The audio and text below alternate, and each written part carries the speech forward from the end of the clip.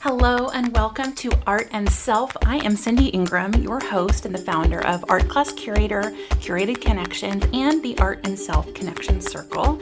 And I'm also the author of the new book, Art is About Being Whole, a memoir. This is the podcast where we experience the range and depth of what it means to be human, seen through our connections and conversations about intriguing works of art. These art conversations are here to show you that art is here for you as a catalyst, a challenger, a coach, and a comfort. If you love listening to these insightful conversations and want more connected content about connecting with art, I invite you to check out my new book, Art is About Being Whole, coming out on October 31st, 2023. You can get more information and sign up for book updates at artisaboutbeingwhole.com.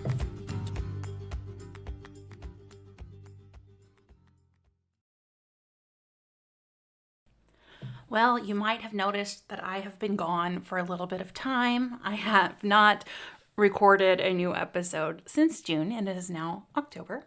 But if you remember from my last episode, I talked about how the book Rest is Resistance had such an impact on me, and I felt the need to take some space after that. And I'm really glad I did. I took the summer, and the only work I did over the summer was working on my book and finishing it up. It's coming out in the next few weeks, and October 31st, which I'm sure you heard in the intro.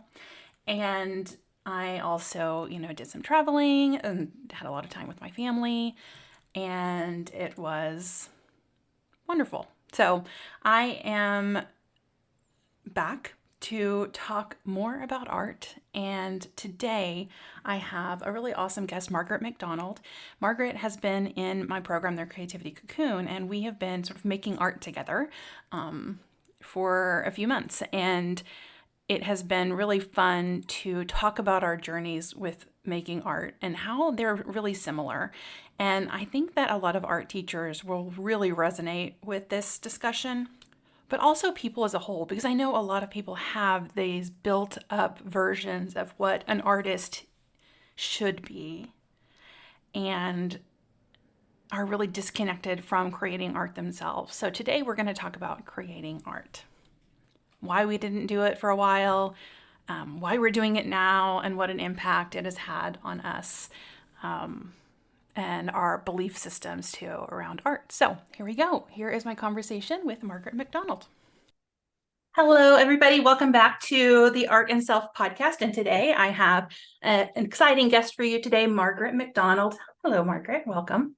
Hi, Cindy. Okay, before we get started and our conversation today, can you tell the listeners a little bit about yourself? Yes, Margaret McDonald here. I am an art educator in the Washington, D.C. area. I live in Alexandria. I work in Arlington, and I am married, a lovely wife. My current role right now as an art educator is working as an adapted art educator with students in a program where students are ages 12 to 22, and they have intellectual disabilities, including significant mobility impairments.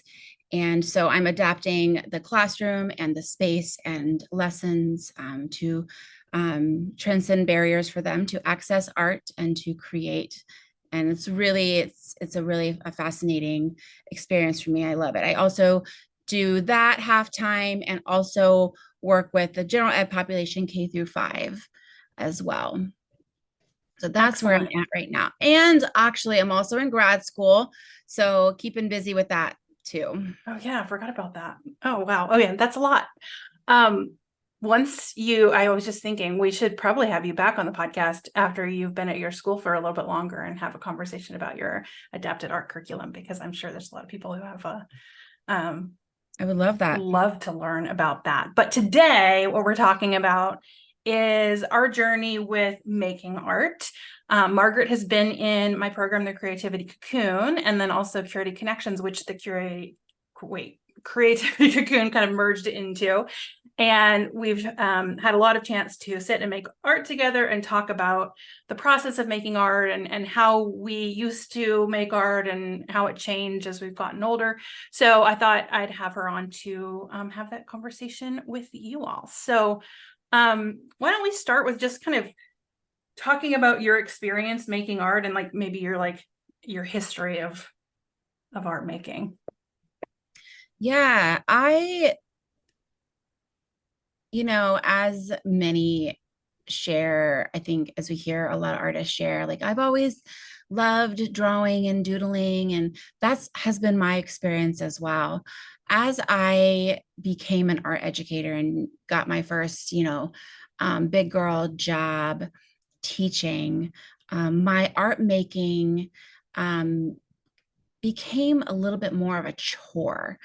And I found that I really desired to create, but I didn't have what I might say a good muscle.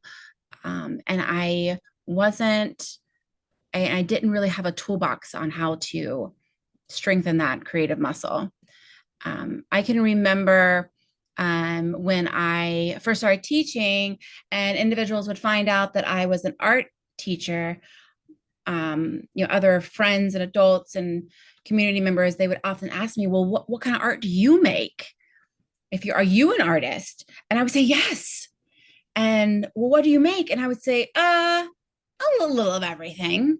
And that was true because I was still discovering who I was as an artist, which there was nothing wrong with that. But I felt a little shame about that because I felt that I should know who I am as an artist. I felt like I should know if I'm a painter or a sculptor or um, fashion design. I felt like I should have that down.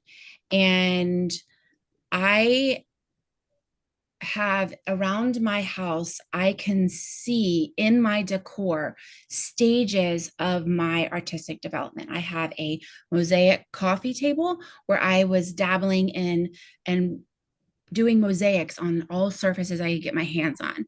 I have pottery in my cabinets and my dishes because I was taking wheel throwing pottery at a rec center because I was like, I'm going to try this. And I have some printmaking because I took like a printmaking course and lots of different things. And there's nothing wrong with that. But I found that I felt like I needed to have some sort of trade or some sort of really skill that I could hone. And I wanted it to be pretty. I wanted it to make me money. I wanted it to sell. I wanted to be able to show it off and get lots of kudos. So for a while, I didn't really feel fulfilled as an artist. And then I just kind of stopped making art because I didn't feel good about what I was making. And I just kind of quit. And I think that when I was in college, as an art educator, we did have to take a lot of different courses. I remember taking Peruvian textiles, and then I took jewelry making and metals. And I took some of these things that honestly didn't really help me in art education. I mean, they gave me some various contexts around teaching art, but I don't know, I had these kind of underlying messages that you won't really be able to get to do any of that stuff because you're going to be a teacher and that's going to be what you do.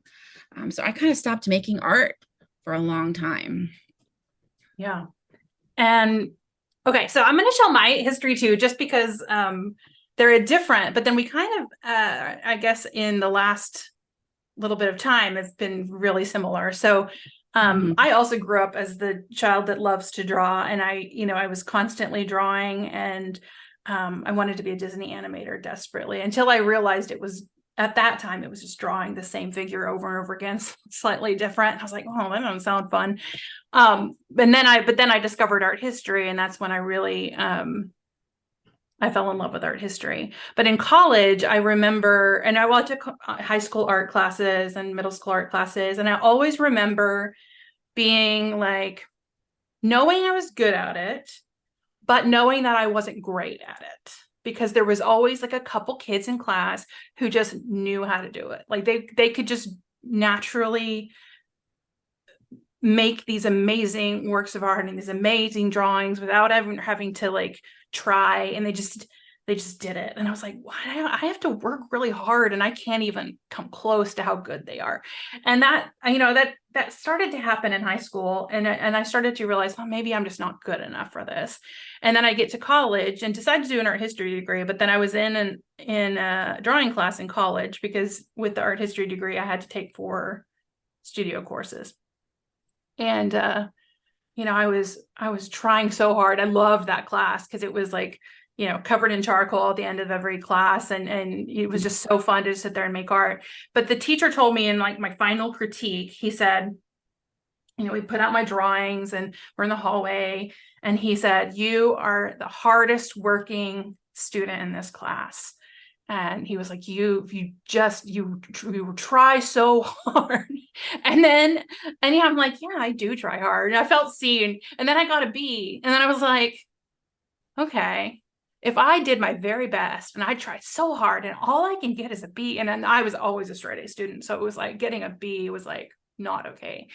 And I was just like, well, I guess that is true. I guess I'm just not good enough. And, there was these kids in class who didn't try hard, who I'm sure got A's. But they just knew how to do it. They saw it differently than I did.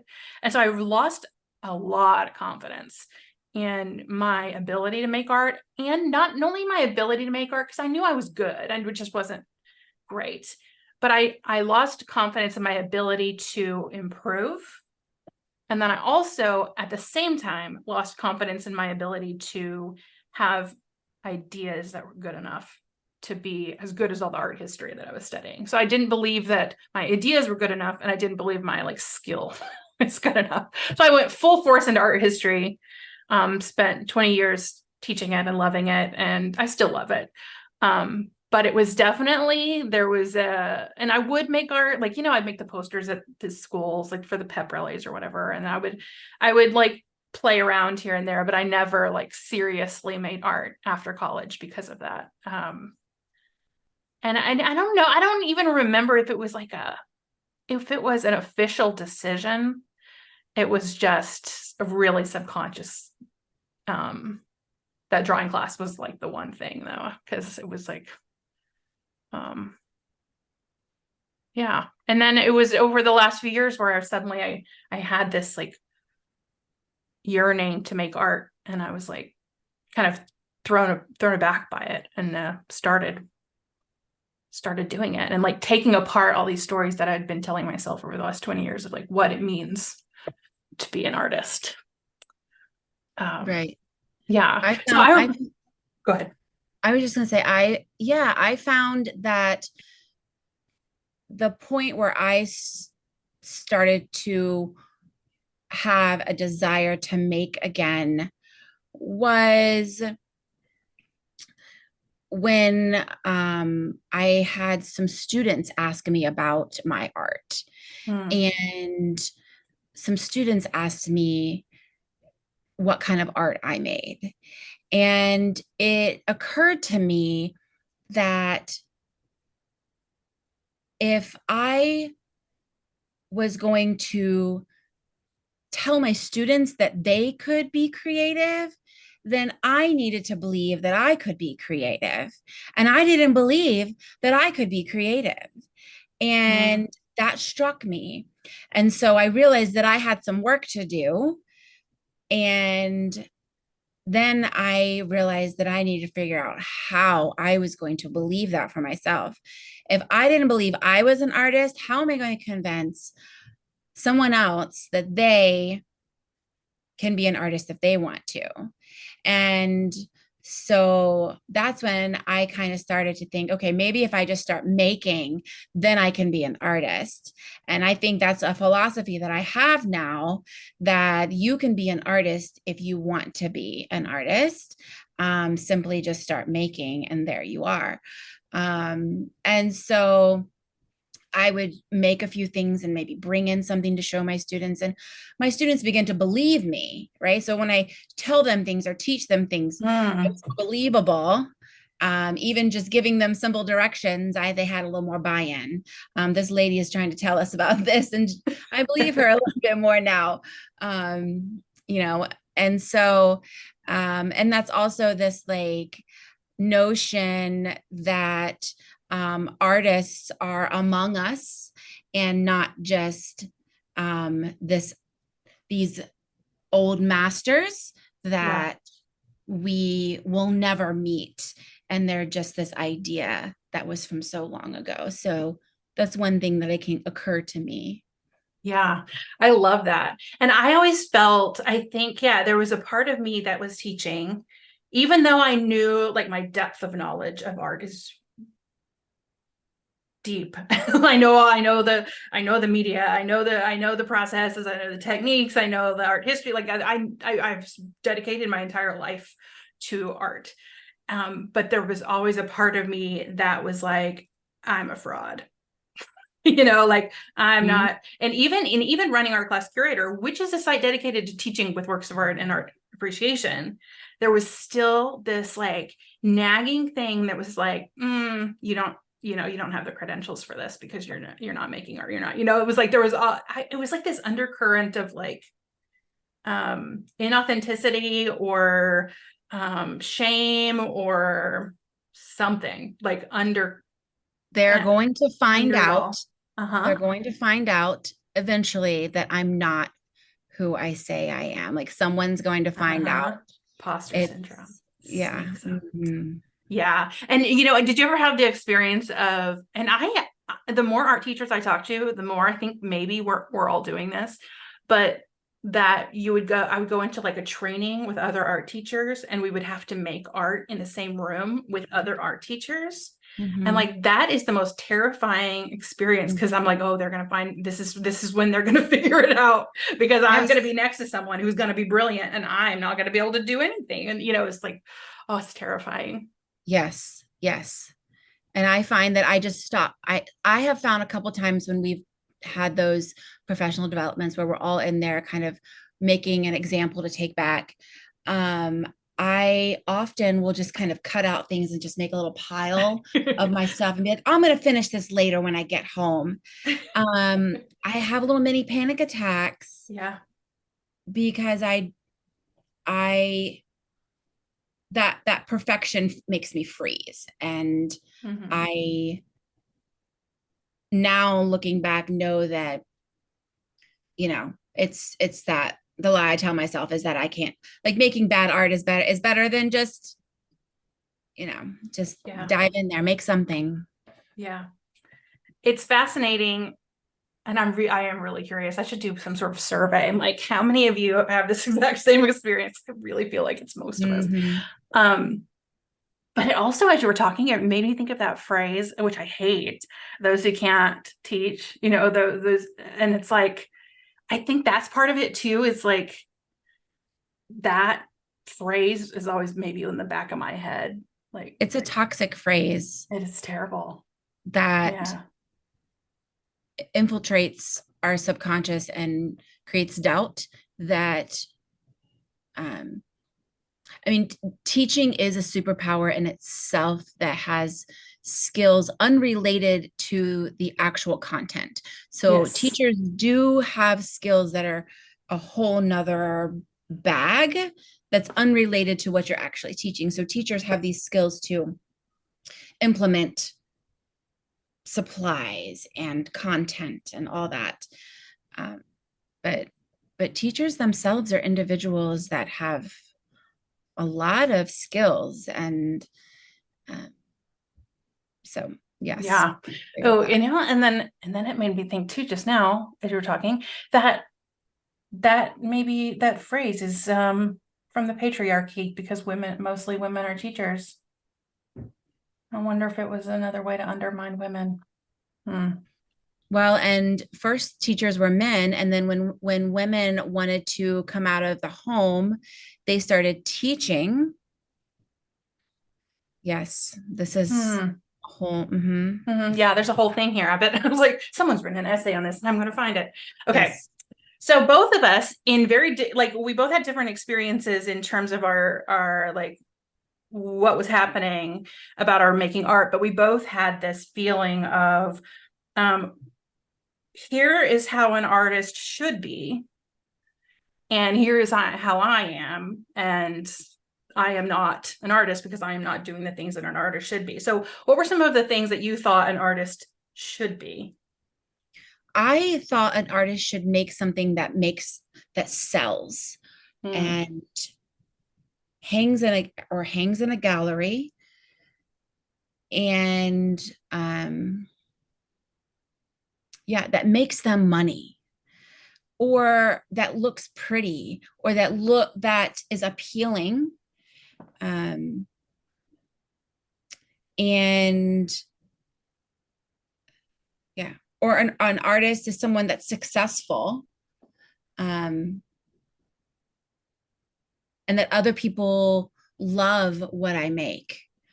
Um, and that I would make for other people, which is a really good realization to have. I remember um, anytime I would make something, I found a lot of the things I made over time, whether it was my pottery or I did a lot of like, I did various crafts. I started doing a lot of very crafty Yeah. stuff before I kind of made what I'm making now. Um, and I would just give it all away. And anytime I would give someone something, they would say, "You should sell these, do a craft." And I would be like, and I just felt this ick inside me, like I feel like that's what people want me to do, but there's some disconnect there. Like I don't really want to do that. So I'd keep making and keep giving it away, keep hearing people say I should sell it, I should set up a booth, I should set up a shop online, and I never did because there was something inside of me saying, "That's not you, Margaret. That's not you." And I was listening to it, but I wasn't really buying into that real Margaret, because I kept making things and giving them away. Hmm. That's Which is nothing interesting. wrong with making things and giving away, but I feel like I was making for the wrong reasons. Yeah. Like Christmas gifts and that kind of thing. Yeah. So your art used to be, it was something you made for that person Right. Like I would say, originally, and that okay, was, Christmas time's coming up and I need Christmas gifts for everybody. So I'm gonna I'm gonna make a bunch of art so that I have Christmas gifts for everybody. yeah. But that's really the only time I was making Yeah. For other people. for other people. When you're in my early 20s, I was very broke and I made paintings for everybody, and they're like portraits of themselves, and they're terrible. And I feel so bad for my family. They probably like still have it, and they're like, what do I even do with this thing? I'm like, they're not good. I mean, maybe they are, but they're just, I don't know. It was funny. Mine weren't like pretty tiled things or whatever. It was like, no, here's a portrait of yourself, which is exactly what you want.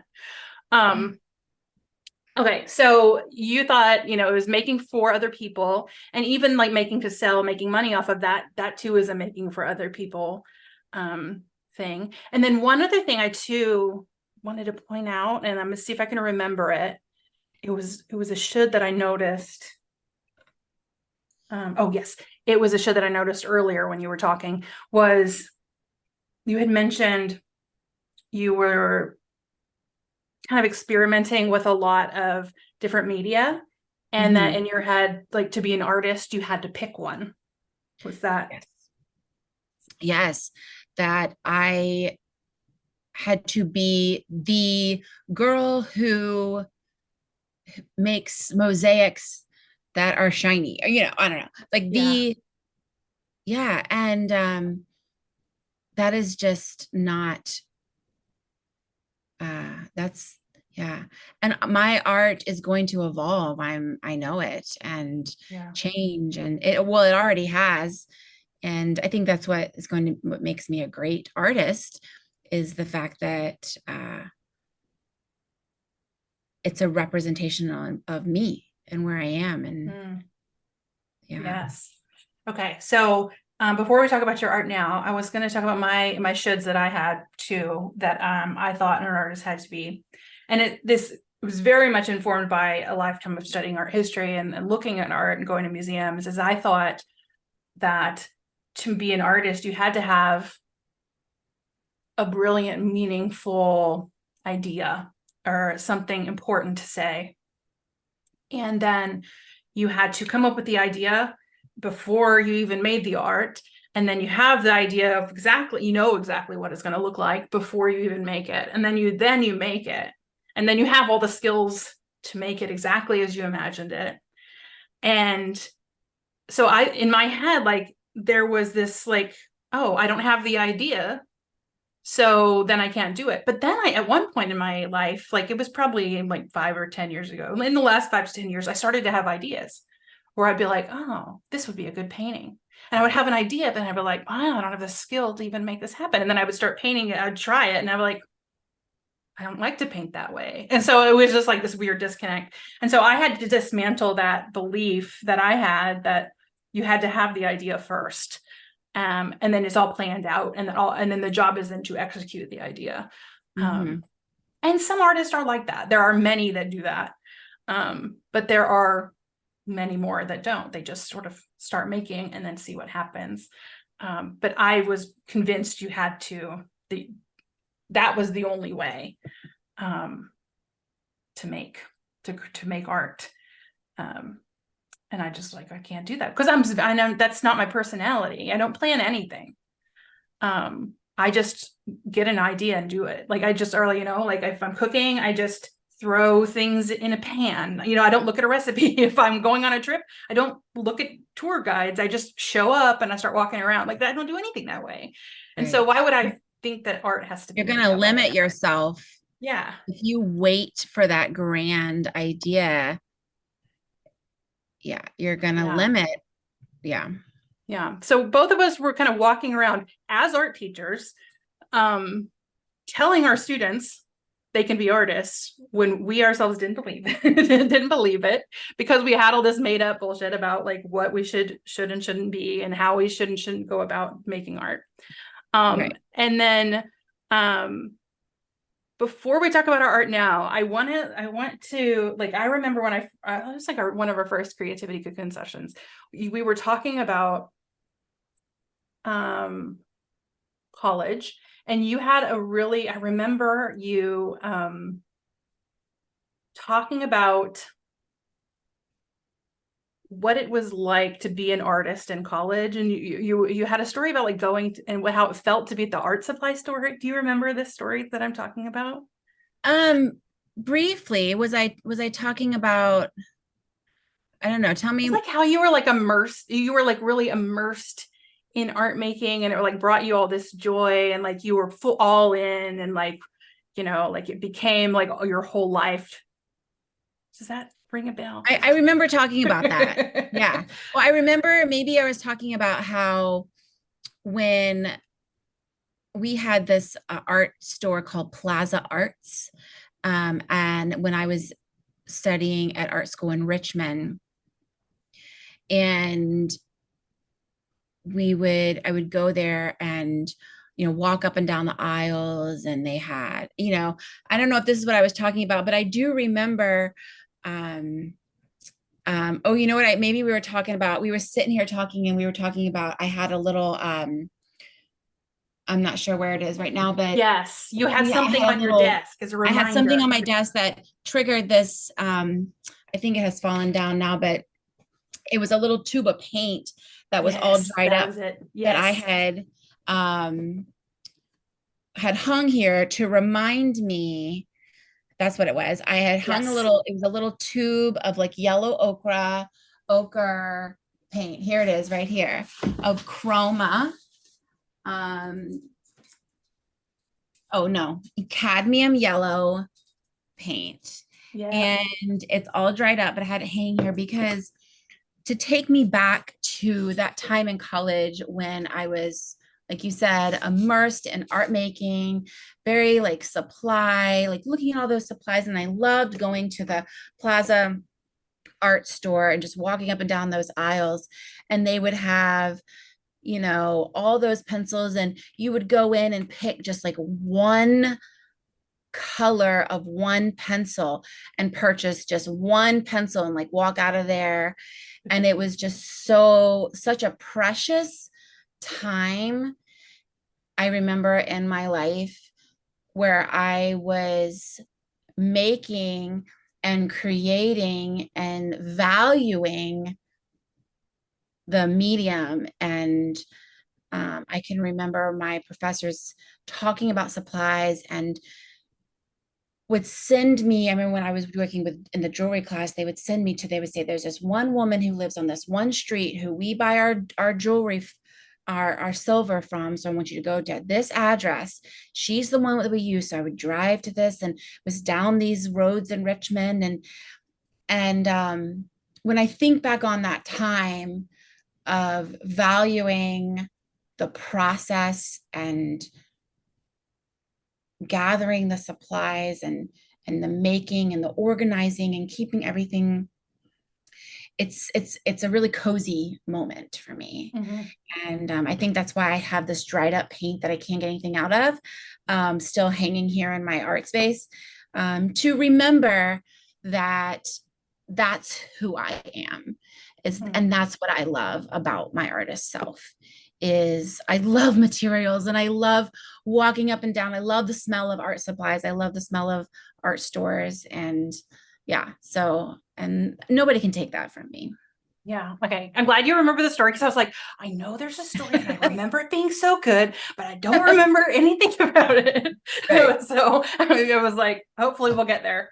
but we did. Because as you were Yeah, talking, I was like, did. oh, there's something hanging in her room. And then you remembered it right after I did. I was like, good, she got that. But I love that too, because at the time when you told me that story, I remember I had been keeping my all my drawings from college. I had this, the cardboard, folded cardboard with the duct tape and like all my charcoal drawings inside. And I had this other thing with the handle, and I had all my things from my design class. And I carried them from house to house, apartment to apartment my whole life. And then just before before I started the creativity cocoon, just a few months before, I hadn't made art and I knew I needed to. And I threw away all of that stuff. We were cleaning out the garage. I was like, what am I doing? Why? I don't open these. I don't throw them. I have pictures of everything. I don't open any of it. So I was like, I got rid of it. And then like right after I got rid of it is when I started making art again. I think like that like trauma of college and not being good enough, like I needed to release it. But like yours is totally different, because yours is like this like beautiful like happy memory of who you are. Mine was this like something else. But those stories, like those things that we keep with us that make a big difference. So anyway, I love that story, and I know all of the art teachers who are listening to this resonate with that, and that like we've all done that. Like, do I really spend $9 on this one pencil? You're like, I'm gonna do it. Yes. Right. Like, and it's gonna be amazing. Or $19 or whatever. For me, it's paintbrushes. Like I have a hard time turning down like a really beautiful, expensive paintbrush. Like they're so wonderful. Mm-hmm. Okay. All right. So we're teaching, we're having all these stories holding us back. We're not making art. We're feeling like a little bit of imposter syndrome, a little bit like frauds inside. And then we decided to make art again. So you told the story of how your students, it was because of your students. So what was it like starting to make art again? What did you start to make, and how has that process unfolded? So when I started to carry just a little sketchbook around with me, just a little like pocket sketchbook, um, and started there, just something that I carried in my purse and would doodle. And I really started to I would say, ignite the passion to create when I started to hear people talk about intuitive art making. And that really resonated with me.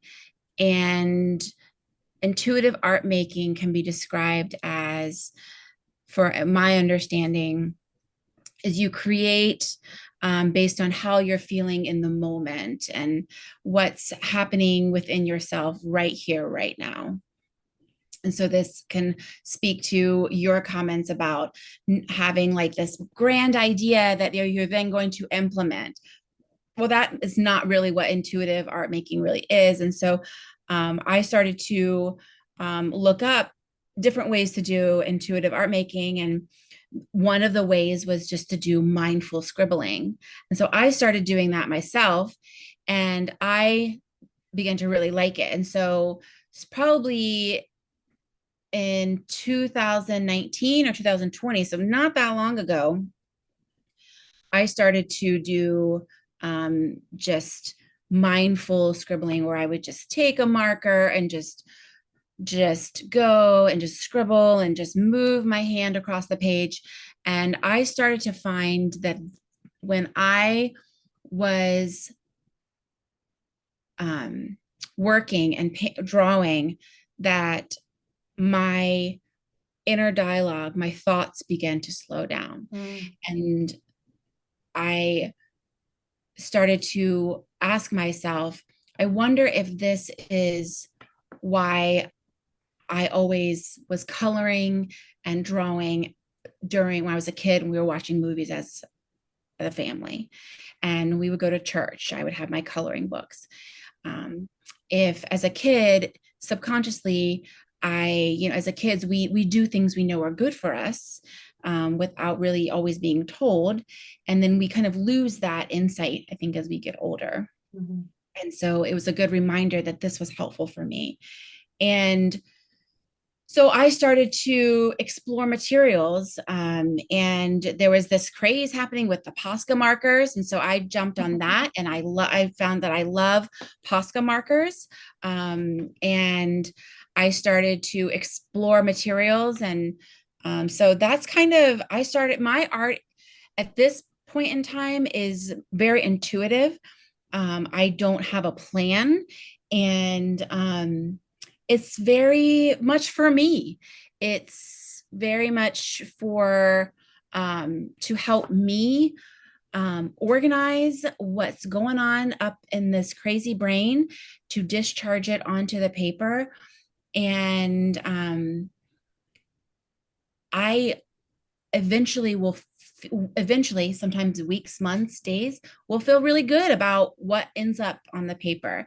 And that is a result of exploring materials and just making art, even when it's doesn't necessarily mean anything, just putting it on the paper. Yeah. I'm writing some things down because I have like 5 tangents, like not tangents, yes, are related to things you said, but I'm like, oh, we can talk about that. We can talk about that. Where do I go first? Right. I love when that happens, and also hate it because then I'm like frazzled. Okay. So one, in my book, which is coming out October 31st, Art is About Being Whole, I talk about my journey of making art, but my art journals that I've created over the last few years are used as design elements in the book. And I have one that I did as I was traveling, and I wanted to bring my art journal stuff, but I didn't want to bring all the messy stuff. So I had Posca markers and I had different things or whatever. And I was like, I'm going to do a drawing like Margaret does. I had the big Posca marker and I did this big scribble, and I was like, scribbling with Poscas and stuff. And then I like watercolored over it, but whatever. And so like, and in my head, or that was it. It was like, this is just, for Margaret. And so my designer who was designing the book put that in the book, and I had named them all, and I named that one a la Margaret. And she was like, why is it called that? And I was like, that's the whole thing. And so in the book, actually the title of it, I don't know if it's all a Margaret. It might say for Margaret McDonald, but your name is actually on the credit line for that artwork. So anyway, I wanted to tell you that story because it was fun, and I did really like making art that way. I haven't done it since because it's your way of making art, it's not mine. So that's my little side story about that one. Love that story. Yeah. So you're in my book. The second is I love what you said about art being for you. And it reminded me, because that's, well, let me tell my story, and then I'll make the connection because it's about mine too. So, Yes. yeah, I had the moment. It was December 23rd of what is it? It's 2023 now. It's 2021. It was December 23rd, and I was like pondering, I was like meditating on like, what do I do to show people the power of art or whatever? And I'm like trying to think of how do I do this? And then like this otherworldly voice like comes in my head, like, and it said, with your art. And I was like,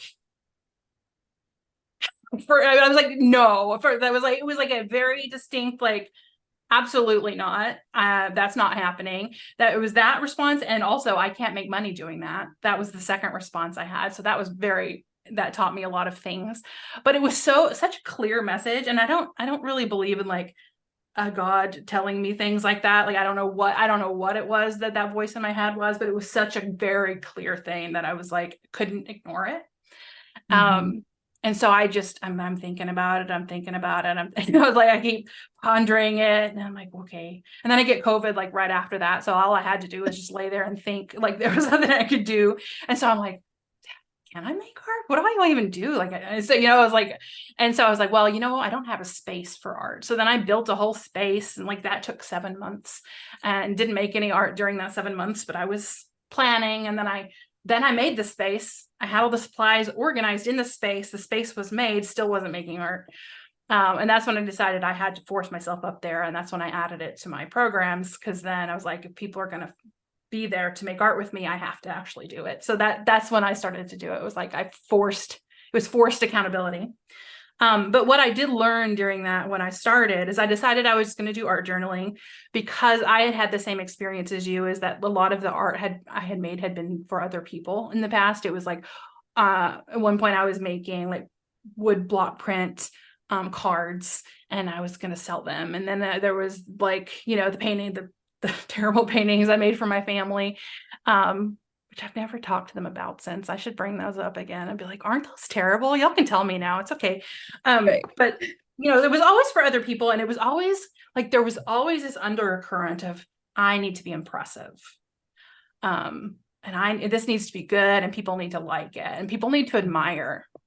They need to admire me. So there was that. And so, and I was like, well, art journal is going to be perfect because one, I can't give it to anybody because it's stuck in this book.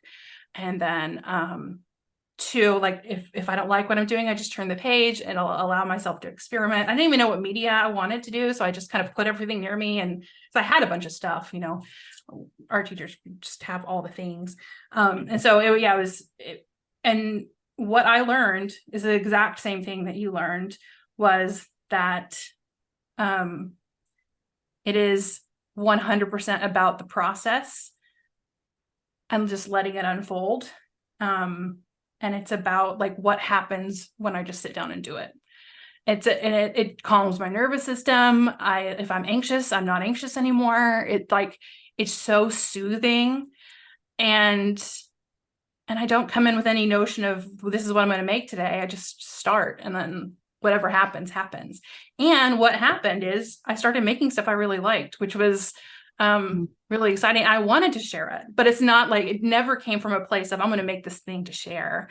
It came from a place of, I want to make this thing, and it's how I'm feeling today. And these are the colors I'm resonating with today. And that's the image that I found delightful. And I think this is really funny, and it's not going to make sense to anybody who looks at it, but I think it's funny.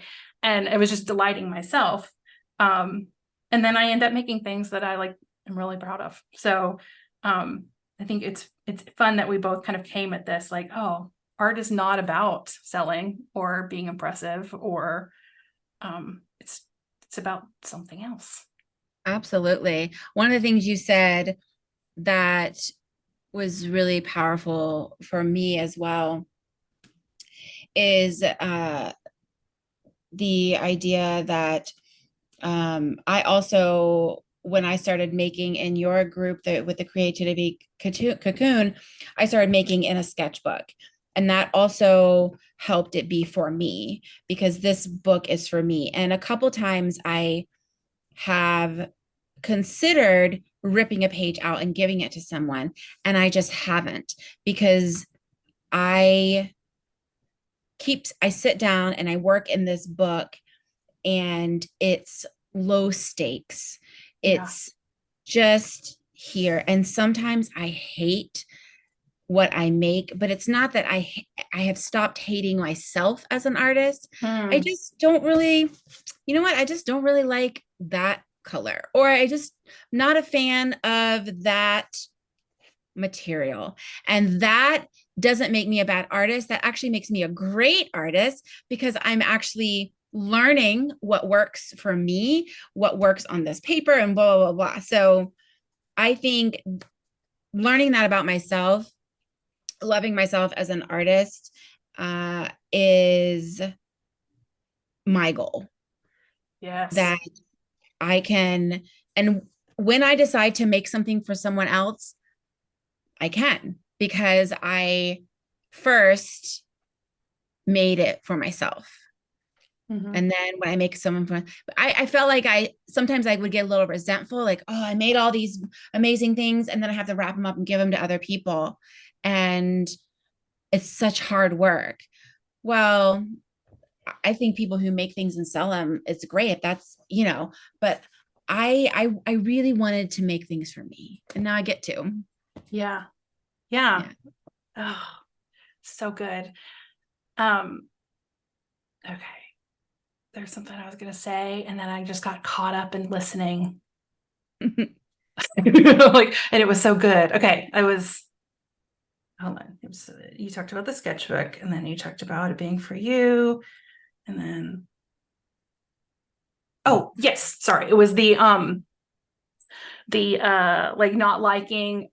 It wasn't when you didn't like something that you made. It wasn't that you didn't like you. It was you just didn't like that. And that I just really want to point out that moment, because it kind of gave me Mhm. chills. It's really powerful, because I think as creators we do tie ourselves with what we create, and it's hard to distinguish between ourselves and the things that we create. Mhm. And when you come at making art from that perspective, uh, that could be really harmful. I've listened to Elizabeth Gilbert's book Big Magic a million times, and I just finished like my fourth listen to it. And she has a chapter that is don't make art your baby. Your art's not your baby. And she talks about it as like it was a way to sort of separate yourself from what you've made and not personalize it so much, and not tie your whole self-worth to something that you've made. Because if someone says, if it's a lot of her examples are writing, because she's a writer, but she's like, if someone says, you got to cut 1/4 of your story because of space, she's like, you can't cut up your baby. She just was like, with your baby, you can't cut up your baby. And so it's a really good chapter on how to do that, because it is very very hard to do. So yeah, I've made many art journals where I'm just like, this is terrible. But then I'm like, can I make it more terrible? And then I'll just like keep making it terrible. And then I end up finding something I like, because I'm just like, It what if shows my such goal is making something terrible? it shows such growth in Yeah. the artistic journey, to be able to forgive the materials, forgive the process, and turn the page or come back to it later, Mm-hmm. and see that as part of work. It's work. It's part of artwork, Yeah. and it's very much growth. And it's fascinating because you look at even like the study of art history, they have, all of Da Vinci's sketchbooks are somewhere, and Van Gogh's and all the things. And they did that, they just were constantly experimenting and trying new things and sketching. And somehow in my head, it became like my first thing I make has to be as good as a Picasso painting, when you're like, Picasso experimented 1,000 different ways before he ended up with that like masterpiece. Why do I think I have to just spit out a masterpiece? So it's a bashing of perfectionism and a focus on process that has been so meaningful to me, um, Yes. doing this. Okay. So we've learned a lot about ourselves and about art making through this. Like, what do you think is going to happen next with your art making? I, for me, I want to keep creating, and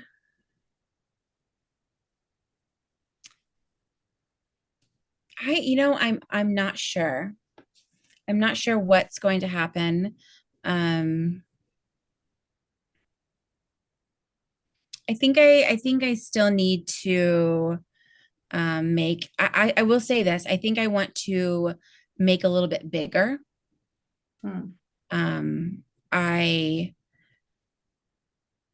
have been making pretty small, like as we in terms of scale.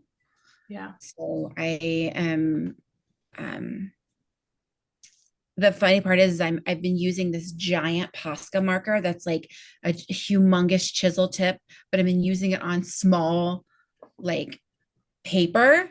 But I love the giant chisel tip. And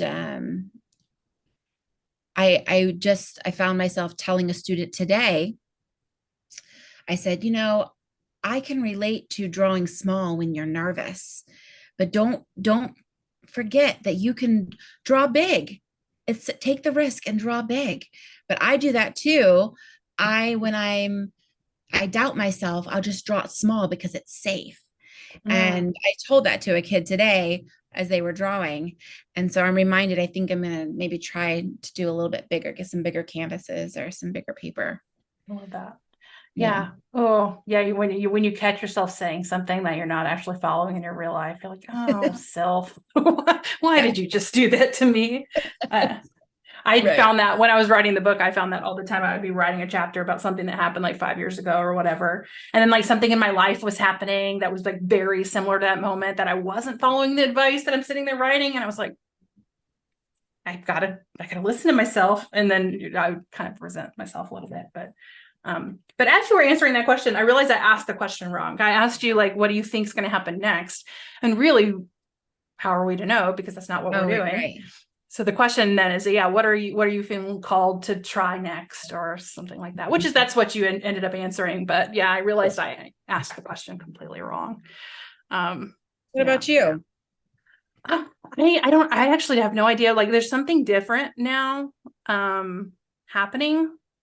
I do need to learn how to do it when I'm not forcing myself on accountability because I don't have as many like cocoon sessions and don't find myself going up there as often. So there's something that is preventing me from going up there as much as I would want to. Um, and then two, I've noticed that I think because right now I'm really stressed in my personal life and my work life, like the book and everything, like there's a lot happening that I get up there and I just all I want to do is just like paint. I've just been painting the backgrounds of art journals like a solid color. I'm like, this one's gonna be lime green. And then I'm like, what am I gonna do next? I'm like, I don't know. I turn the page and I'll do like I'll paint one orange. I'm like, that's all I want to do right now. And so I'm just allowing that to happen.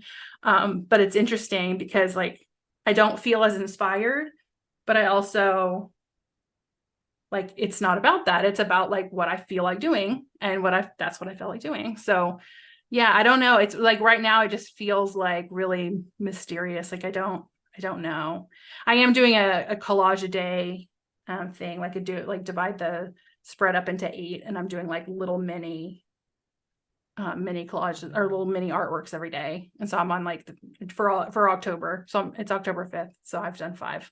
Um and that's fun because it's just like it takes like 30 minutes. And so I know I can get up there and do that. And so that's kind of keeping me like Right. engaged in the process because I do start to avoid it. If the longer I am, the more I like don't want to go back up there because it's still not like habit and it's still not like my body does know and it does know that it feels good, but it's like it's not 100% like Well, as you were saying that, I'm remembering some of the creative cocoon sessions where we would check in about what were we working on, and um, I would not, I just would not really know what I needed to work on, wouldn't really have something specific, certain page. And I would do exactly what you said. I would just open up to a blank page and just lay down color. And um and I feel a little some of the same tone of voice as you were saying, kind of like, I don't really know if this is, it's just where I'm at. And I kind almost like a little undertone of self-doubt of like, Mm, yeah. this is not really a good day of art making, like this is not Yeah. really, Oh, I'm yeah. not really participating today because I'm just laying down color. But what by the end of the session, maybe I had flipped back to another page, or I was really proud of myself for the color I had laid down, Yeah. or getting a few backgrounds done. So I just remember like that is part of doing the work in the book. Yeah. And so I remember those sessions. Yeah, 100%. And the ones that I would be like, oh, I don't really feel like doing this today, but I'm like, well, I'm the leader. I got to just show up. And by the end, I always was glad I did it. Like every single, there was not once where at the end I was like, that was a waste of my time, and never. It was always like, oh, I'm so glad I did that. So it's just like a memory. But you're exactly right. There is a little bit of judgment in my that is happening with myself right now about the art that I am doing. And that's sneaky. It's sneaky. It's the productivity culture, it's the patriarchy, it's all the things, all the things Yes. ingrained in my psyche. But because that's what is true with the book. Like I went to a writing group every day, Monday through Friday, and I decided, I was like, if I'm going to write this book, I have to go, and I'm going to go every time. I was like, I'm not ever going to miss it. Unless there's an emergency, unless I will schedule everything around that. I was like, I'm just going to show up. I was like, whether I feel like it or not. And then some days it was like just staring at the blank page. Some days I got a lot done. Some days I edited. Some days I deleted an entire chapter. But it was like, it was never like, I made a beautiful piece of writing today, like every day. It never was like that. Some days I'm like crying because I just, like brought up a lot of emotion. So then I have to like think about my emotions for an hour. It's different every time. And it's the same with art. And I just need to keep remembering that it's all part of the process. Right. So, Absolutely. well, excellent. I think that we have really adequately covered this topic. Is there anything left for you that is kind of at the tip of your brain that you feel is unsaid? We covered a lot. I am excited to keep creating with you on the so you have the sessions that meet once a week, right? Mm-hmm. Yeah, with curated connections. We have one today in an hour. So yeah. And tell everybody where they can find you online if they want to follow along. Yeah, so I am at my personal Instagram is at bright blue hue underscore.